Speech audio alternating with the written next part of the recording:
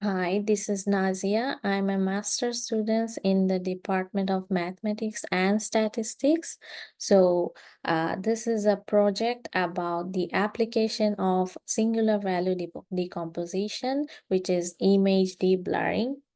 So let's start the presentation. So the first question occurs that why blurring occurs. So blurred images arrive when a sharp image is mixed with a blurring matrix. So blurring matrix is a point spread function which is really is the response of a focused optical imaging system to a point source or the point object. So blurring happens in different ways. One of the ways is motion blur. So when a camera moves or the object moves, the motion blur happens. The another one is out of focus blur. So whenever your camera is not focusing correctly, the out of focus blur happens.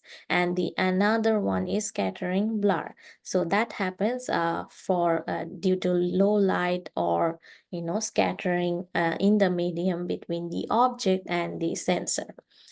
So these are some examples of blurred images. So I took these pictures of my friends. You can see the first picture is a motion blur. The second one is also a motion blur. And the third one that I took last week during the snowfall, you can see that this is also out of focus blur. So that's that. So what is actually image deblurring? So as you can guess by the name, the image deblurring process is a process of reconstructing a sharp image from a blurred image. So this is a example. This is an example of a blurred image, and when you deblurred image, you got the right image, the image in your right. So this is a simple explanation of how digital image works. So we start by describing this digital image as in the figure, the lens of a digital camera directs photons entering the camera onto a charge-coupled device, CCD, which consists of a rectangular P by Q array of detectors. So each detector in the CCD converts a count of the photons into an electrical signal that is digitized by an analog to digital converter. So that is called ADC. So the result is a digital image stored as a P by Q matrix. So we start the process by building a simple linear model. So we let X as an M by M matrix, which is the desired clear image. That would be our solution. And B is an M by N matrix that represents the blurred image. So first we assume that the blurring of the columns in that image and the blurring of the row in the image are independent.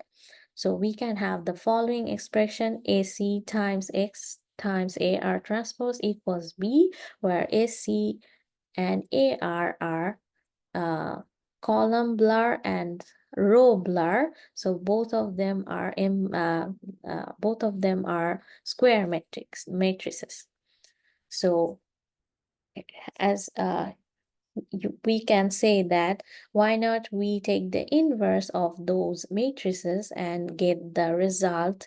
We let the result as X naive, which is AC inverse B times AR inverse transpose. So we can see an example of an image of some pumpkins on the left of the top and the blurred image on the right. But whenever we try to do that X naive, we get even more bad version of this photo.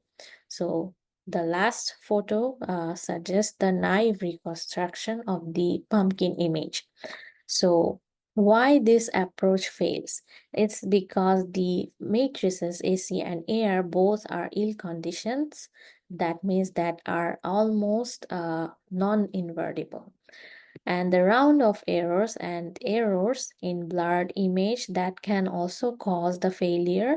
And the last one is that it could be that the linear model is not correct.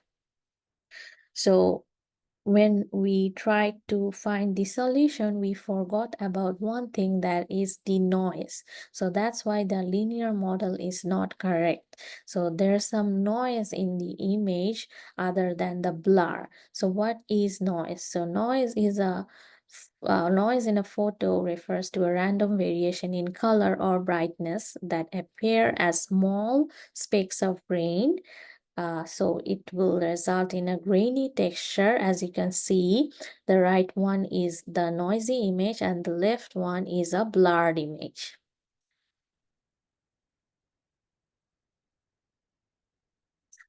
So now we introduce the noise to the model. So capital E is our noise. So we add that noise to B exact. So now our B is B exact plus E. So that would be SC times X times air transpose plus E. So B exact represent the blurry image without the noise. E is an M by N matrix which represents the noise.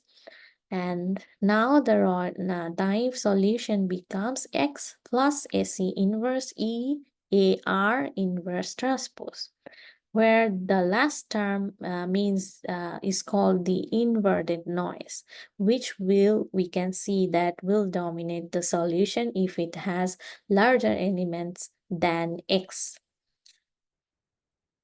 Now we introduce a more general linear model. We assume that the operation from going from clear image to blurred image is linear, or it can be approximated by a linear model.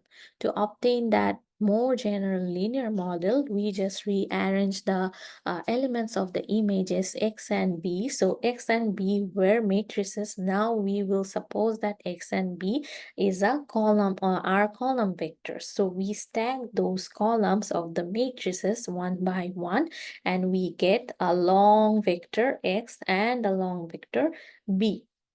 So both of them, their length should be M times N. So that's big N. So now our model is A times X equals B. Therefore, the naive solution now becomes X plus A inverse E. So as before, A inverse E is the inverted noise factor. So here comes the singular value decomposition. The inverted noise term A inverse E contaminates the Deblurred solution, but how does it do that? That's where the singular value decomposition comes. So let's do a recap of SVD. So what is SVD? A is an M by N matrix we let. Then the SVD of A is U times sigma times V transpose, where U and V are square matrices, and they are orthogonal matrices, and sigma is the rectangular diagonal matrix with diagonal entries, sigma 1, sigma 2, up to sigma n mn, minimum of mn. So as you go along the diagonal, the values of sigmas will decrease. So the values of the sigmas are called the singular values of that matrix A. And the columns of V are called right singular vectors, and the columns of U are called left singular vectors. Now we apply the SVD to the model. So the naive reconstruction now becomes UI transpose B over sigma I times VI. And the inverted noise will be UI transpose E over sigma I times VI. So where UI and VI are the columns of the orthogonal matrices U and V, and 1 over sigma I is the diagonal entries of sigma inverse. So you can see that as sigma I decreases, that value increases. So that's why the condition number of A inverse also increases.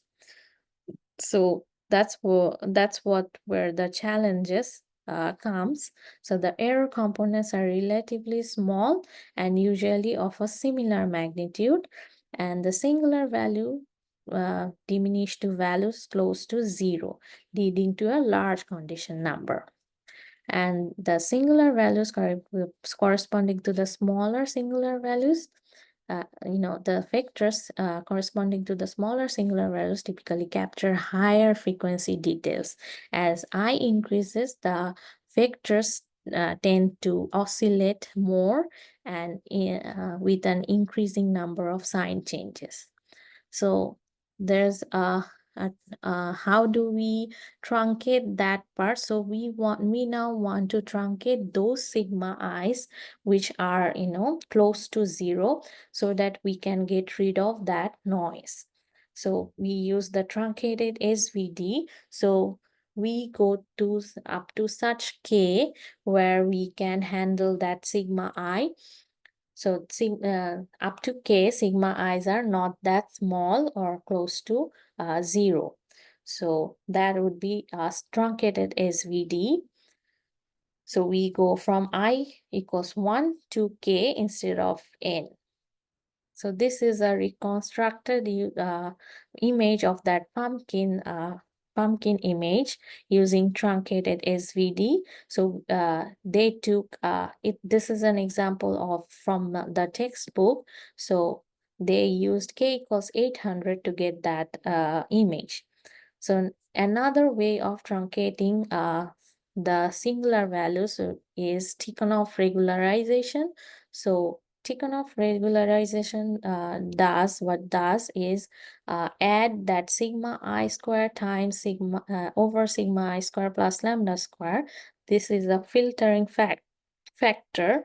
So they multiply that with the naive solution, and as you can see, as sigma I is small, if sigma I is phi I is greater than lambda, phi I is close to 1 when phi I is greater than lambda, and phi is close to 0 when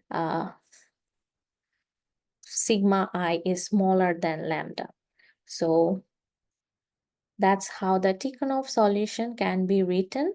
So this demonstrates that the solves the least square problem. So instead of doing the original deblurring, we are now solving the minimization problem.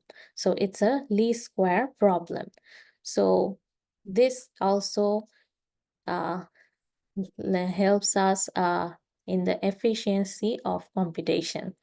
So this is an original image. So I use MATLAB to do that. So I took an example from the textbook and got this. So I used k equals 20 to get that result. And as you can see, the singular values of the blurring matrix decreases as you go by, and there are gaps. If you can zoom in, you can see that there are gaps in between there. That's not clustered, so that's why it's more difficult to truncate the singular values. So the limitation of singular value decomposition is larger truncation increases noise suppression, but it reduces the resolution or the quality of the image. And smaller truncation preserves more details but amplifies noise. So now we will see the importance of image deblurring. So image deblurring is used in analysis of astronomical images, as for example, deblurring the Hubble telescope images. It can also be used in analysis of medical images, X-rays, CT scans, or MRIs. Barcode readers also use image deblurring process.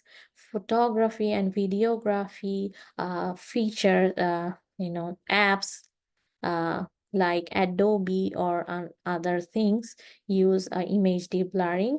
Also, surveillance and security services also use image deblurring to get clear footage of something. So this is so we have talked about image deblurring. Now we can uh, explore image blurring. So sometimes people deliberately blur their images to get something, some aesthetic photo. So that's called image blurring. So Gaussian blur is a mathematical function that blurs an image by smoothing out uneven pixel values. So what it does is it takes a pixel and it spreads that values. So it's named after a famous mathematician, Carl Friedrich Gauss. So you can see that this is an original image on the left. Using Gaussian blur, we get an aesthetic image, and the right one is the lens blur. So that's everything for today. So I will end my presentation here. So thank you for everything.